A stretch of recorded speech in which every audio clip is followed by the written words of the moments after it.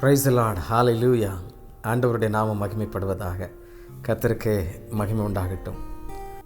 நல்ல மரத்தில் நல்ல கனிகளை பார்க்கலாம், கெட்ட மரத்தில் கெட்ட கனிகள் தான் பார்க்க முடியும். அப்படி நல்ல மரம் நல்ல கனி, கெட்ட மரம் கெட்ட கனின்னா எப்படி?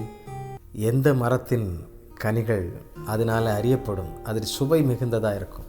நிலத்தின் நீரை எந்த வேர் உவர்ப்பான, தித்திப்பான, கசப்பான, உப்பான நீரை உறிஞ்சிச்சின்னா அதனுடைய பழங்களும் சுவையாக இருக்காது. நல்ல நீர் உள்ள மரங்களை பாருங்கள், அதனுடைய பழங்களும் சுவையாக இருக்கும், மனதிற்கு மிகுந்த மகிழ்ச்சியை கொடுக்கும். அதே போல் தான் நம்முடைய வாழ்க்கையிலும் நாம் இதயத்தின் ஆழத்திற்குள்ளே நாம் என்ன சிந்திக்கிறோம், என்ன யோசிக்கிறோம், என்ன மனதின் யோசனைகள் எது நடந்துக்கிட்டே இருக்கோ அதுதான் கனிகளாக வெளிப்படுகிறது. அது தீமைகளாக இருக்குன்னா தீமைகளாக வெளிப்படும், நன்மை உள்ள மனிதர்களாக இருந்தால் நன்மை உள்ளவர்களாக வெளிப்படும். எனக்கு தெரிந்த ஒரு நண்பர் உண்டு. அவருடைய தகப்பனார் எனக்கு ஒரு நெருங்கிய நல்ல ஒரு ஜெப வீரர். நாங்கள் ஒன்றா பல முறை பைக்கில் நான் வண்டி ஓட்ட அவர் பின்னால் இருக்க. அவர் ஒரு கர்நாடக சிங்கர், ஒரு நல்ல பாடகர். அது மாத்திரம் இல்லை, நல்ல ஒரு வயலினிஸ்ட். அவருடைய பேர் தேவப்பிச்சை. அவருக்கு ஒரு பையன் உண்டு, அவன் பேர் ஈஸ்டர். அவன் சர்ச்சில் ஆர்கனைஸ் போடுவான், எல்லாம் செய்வான், நல்லாயிருக்கும், நல்லா ரொம்ப அழகாக செய்வான். நான் எப்போல்லாம் அவன் வீட்டுக்கு போகிறேனோ அவன் வீட்டுக்குள்ளே இருக்க மாட்டான், ஓடிடுவான். அவங்க வீட்டில் போய் அவங்களோட பேசுவதற்கும் பழகுவதற்கும் ரொம்ப இனிமையான, ரொம்ப மென்மையான மனிதர்கள். சத்தத்தை உயர்த்தி பேச மாட்டாங்க. அவங்க அம்மாவும் அப்படி தான், அவங்க கூட பிறந்த அக்காமார் தங்கச்சிமார் எல்லாருமே ரொம்ப சாஃப்ட் நேச்சர், அப்படி இருந்தாங்க. இந்த தம்பியும் அப்படி தான். ஆனால் அண்ணன் வர்றாங்கன்னு தெரிஞ்சால் நான் முன்னால் நுழைஞ்சா பின்னால் வழியாக ஓடி போயிடுவான். நல்ல ஆர்கன் வாசிக்கிற தம்பி தானே, நல்ல பையன் தானே, நல்ல ஆர்கனிஸ்ட் தானே, ஏன் பயப்படணும், எதற்கு ஓடி போகணும் அப்படின்னா, அவங்க அப்பா என்னை பார்க்கும் பொழுதெல்லாம், தம்பி இவனையும் நீ ஊழியத்துக்கு கூட்டு போப்பா, இவனையும் எங்கேயாவது உங்களோட கூட்டிகிட்டு போப்பா அப்படின்னு அடிக்கடி சொல்லுவாங்க. அதற்கு பயந்து ஓடி விடுவேன். எனக்கு பிரியமானவர்களே, நம்முடைய வாழ்க்கையில் 2 விதமான நிலைப்பாடு இருக்கிறது. ஒன்று மக்கள் பார்வைக்கு வாழ்கின்ற ஒரு வாழ்க்கை, இன்னொன்று நம்முடைய உள்ளான மனிதன் சொல்லுகின்ற ஒரு வாழ்க்கை. அப்படித்தான் அந்த தம்பியினுடைய வாழ்க்கை இருந்துச்சு. மக்கள் பார்க்கிறதற்கு, ஐயோ அண்ணன் பையனா, நல்ல ஆர்கனைஸ்ட், நல்லா போடுவான். ஆனால் அவனுக்குள்ளாக கிறிஸ்துவின் சுபாவம், நற்கனி இல்லை, சமாதானம் இல்லை, சந்தோஷம் இல்லை, மீட்பு இல்லை, வெற்றி இல்லை. ஒரு பன்றி சாக்கடையில் போய் புரண்டுச்சுன்னா அதை போய் எல்லோரும் பார்த்துட்டு இருக்க மாட்டாங்க. ஆனால் ஒரு ஆடு சாக்கடையில் போய் புரண்டுச்சுன்னா எல்லோரும் பார்ப்பாங்க. அது எப்படி ஆடு புரளும்? ஆடு புரள்வதற்கு வாய்ப்பே இல்லையே.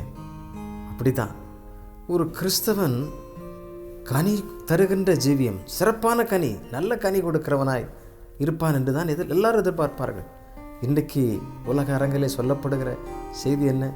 கிறிஸ்தவர்களும் எல்லா மனிதர்களைப் போல மாறிவிட்டார்கள்.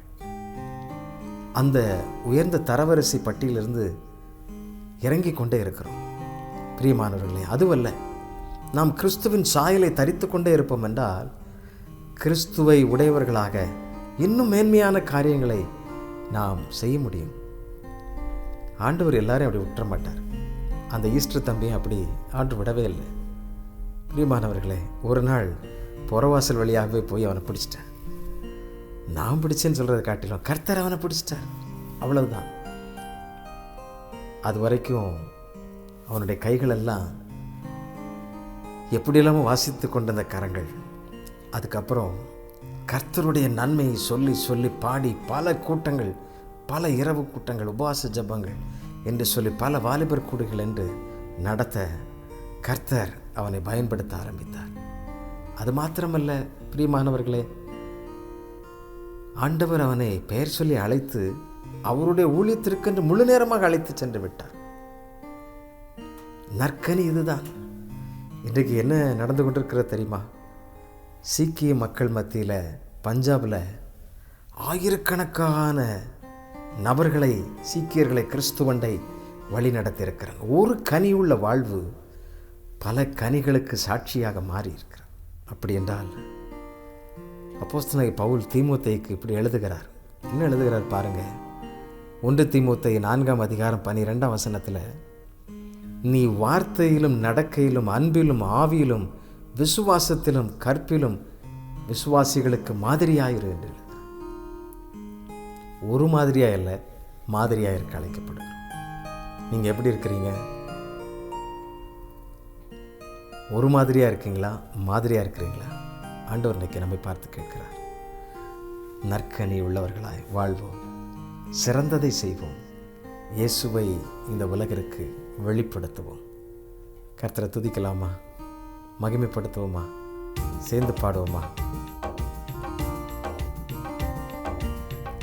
ஆவியானவர் நம்மோடு இருக்கிறார், நமக்கு உதவி செய்வார். சிறந்த கனிகளை கொடுத்து அநேகருக்கு இந்த சுவையை கொடுப்போம். தரவரிசை பட்டியலில் ஒரு நாளும் தரம் இறங்க வேண்டாம், உயர்ந்து செல்வோம்.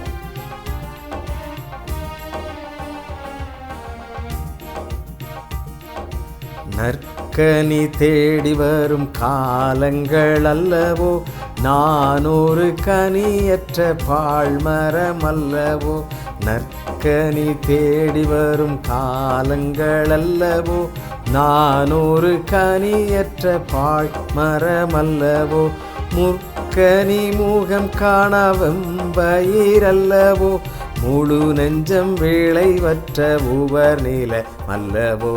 ஆவியை அருளும் மே சுவாமி என காயுயிர் கொடுத்த வானத்தின் அரசே.